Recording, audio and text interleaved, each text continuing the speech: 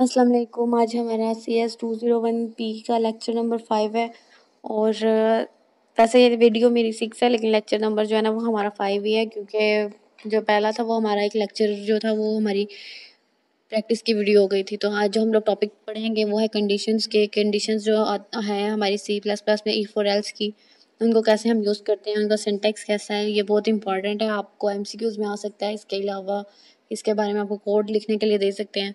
तो if और else का क्या यूज़ है वो देखेंगे, कैसे इसका सिंटैक्स है। वो हेडर फाइल, लाइब्रेरी और फंक्शन एज यूजुअल हमने सबसे पहले डालना है, क्योंकि मैंने पहले कहा आपको अंदर कोड ना भी आता हो ये लिखना है, जैसे वो लेटर का 1 नंबर मिलता था इसका भी मिलेगा। तो आगे हम एक डाटा टाइप रख लेते हैं इंट ए और semicolon A is equal to, हम लोग सेमीकॉलन नहीं लगाते, इसको एक लाइन में डिक्लेयर करते हैं। लाइन में ज़्यादा जो है ना वो यूज़ नहीं होगी। और जो बी है उसको हम लोग 40 की वैल्यू दे देते हैं।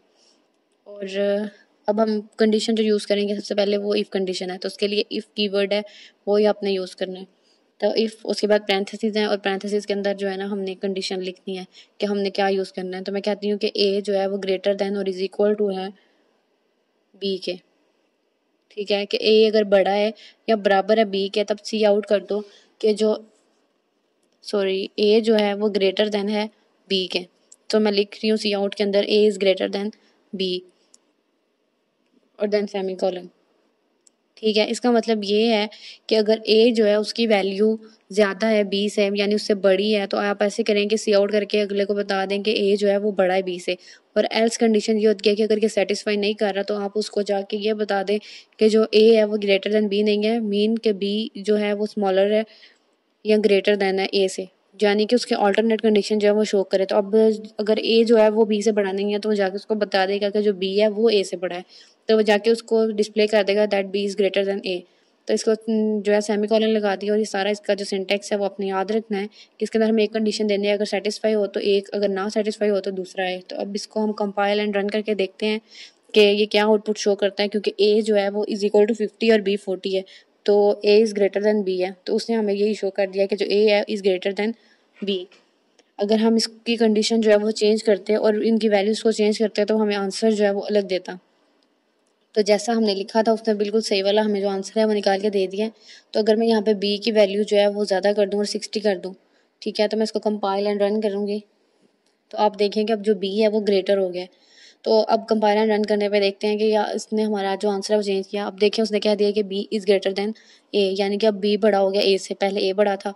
तो ये जो है इस तरह कंडीशन चेंज हो जाती हैं वैल्यूज चेंज होने से। अगर मैं यहाँ पे साइन चेंज कर दूँ कि ए जो है वो स्मॉलर देन बी है, तब जो है वो बताओ कि ए जो है स्मॉलर देन बी, तो मैं यहाँ स्मॉलर कर देती हूँ।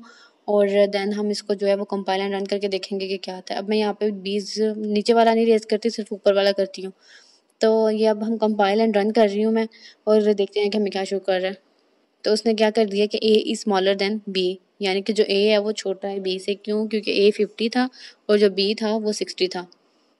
तो 50 और 60 हो गया, तो इस वजह से वो जो है ना इसकी कंडीशन भी हमने चेंज की है। तो इस तरह जो हो गया वो हमारा सही, उसने एरर जो है हमें, एरर मैंने कह दिया, इसका जो सही वाला आंसर था वो हमें शो कर दिया है।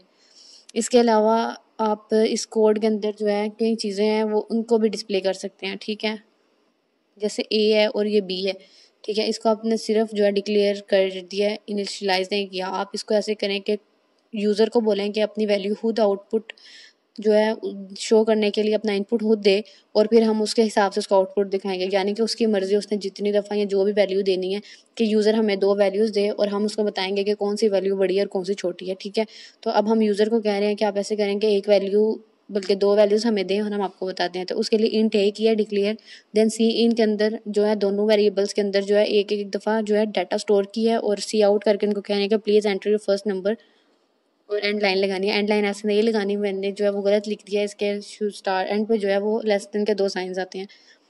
तो इसको कॉपी कर लूँगी मैं, और नीचे भी जो है ना इसको हम लोग टाइप कर देंगे, और यहाँ पे मैं कह दूँगी कि please enter your second number. तो वो सेकंड नंबर अपना देंगे और फिर हम उसको बताएंगे कि जो ए है वो स्मॉलर है और यहाँ ए जो है वो ग्रेटर है। तो कंपाइल एंड रन करेंगे, और अब हम में जो है ना हम उसको आउटपुट के लेने के लिए, उससे आउटपुट लेने के लिए हम उसको पहले इनपुट देंगे। तो देखें please enter your first number आ गया, तो मैंने उसको कह दिया 20। फिर आ रहा है please enter your second number, तो वो कह रहा है 40। तो उसने बता दिया कि ए स्मॉलर देन बी, कि ए की जो वैल्यू है वो बी से छोटी है। क्योंकि हमने पहले 28 को वैल्यू दे दी थी इसलिए। तो ये हो गया हमारा कंप्लीट। एंड लाइन हम एंड से रेस कर देंगे ताकि नंबर जो है वो सामने बिल्कुल उसके शो हो जाए। तो कंपाइल एंड रन करते हैं तो अब ये थोड़ा सा प्यारा लगेगा देखने में। तो अब ये देखें वो कह रहा है प्लीज़ एंटर फर्स्ट नंबर, तो मैं फर्स्ट नंबर कह देती हूँ कि 100 वैल्यू है हमारे पास जो पहली है, और जो सेकंड है वो 20। तो उसने कह दिया 20 ग्रेटर देन है। सॉरी हम लोगों ने जो है ना वो पीछे से रेज ही नहीं की थी उसकी एल्स की वैल्यू, तो इस वजह से जो है वो बी ग्रेटर देन कह रहे हैं। तो अगर यहाँ पे जब हम जाके स्मॉलर कर देंगे तो फिर जो है वो अपनी वैल्यू ठीक देगा। तो यहाँ पे मैं ए कह देती हूँ ग्रेटर देन बी, तो सॉरी कैपिटल बी लिखना है। और अब ये जो हमारा आउटपुट आएगा वो ठीक आएगा। कंपाइल एंड रन किया है तो वो कह रहा है please enter your first number. तो अब मैं यहाँ पे कोई 100 वैल्यू जो है सेम वही कर दूंगी, और सेकंड हमारी 20। तो वो कह रहा है कि A is greater than B, क्योंकि ए की वैल्यू 100 है और बी की वैल्यू 20 है तो वो स्मॉलर है। तो इस तरह भी जो है आप लोग इफ एल्स की कंडीशंस को यूज़ कर सकते हैं। आपको इस तरह का कोड लिखने के लिए दे सकते हैं, या फिर इस कई बार वो कोड की ना जो आउटपुट नज़र आ रही है उसकी पिक्चर जो है वो दे देते हैं कि आप करें इसका कोड। तो जो नेक्स्ट लेक्चर है इंशाल्लाह उसके अंदर हम लोग लूप्स को पढ़ेंगे। कंडीशंस यही थी हमारी, ये कंप्लीट हो गई हैं। होप के सबको समझ आया होगा। अगर आपको वीडियो अच्छी लगी है तो please do like comment and share. Thank you so much. अल्लाह हाफिज़।